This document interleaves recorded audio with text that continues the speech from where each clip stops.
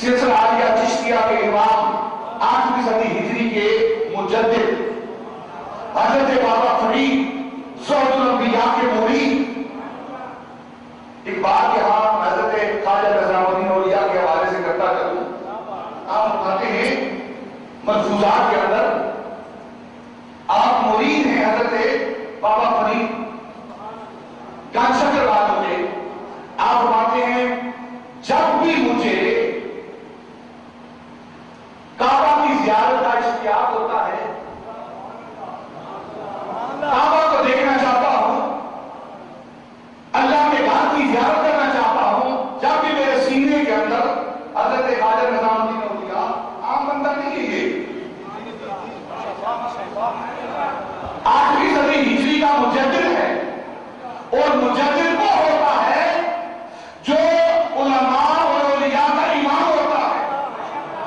ایسے مجدد نہیں بنتا کہ 2 کتابیں پڑھ کے مجدد بن گیا ہے، نہیں. اسے قرآن و سنت کا علم ہوتا ہے، قرآن و سنت سے واقف ہوتا ہے، احادیث ذخیرہ حدیث اس کی نظر میں ہوتا ہے، قرآن سارے کا سارا اس کی نظروں کے سامنے ہوتا ہے، تب جا کر اس منظر پر فائد ہوتا ہے.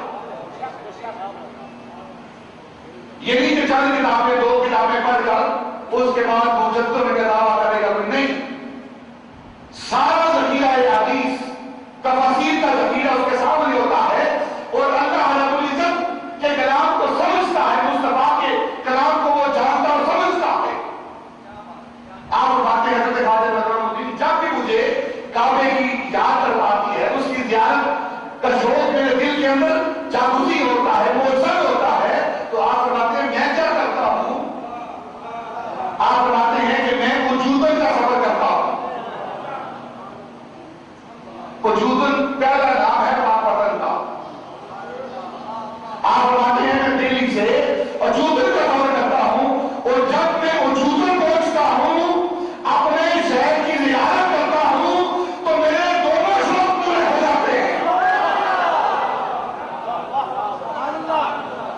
یہ بات کر کے حضرت خواجہ نظام الدین اولیاء کے فرماتے ہیں کہ 2 راستے ہیں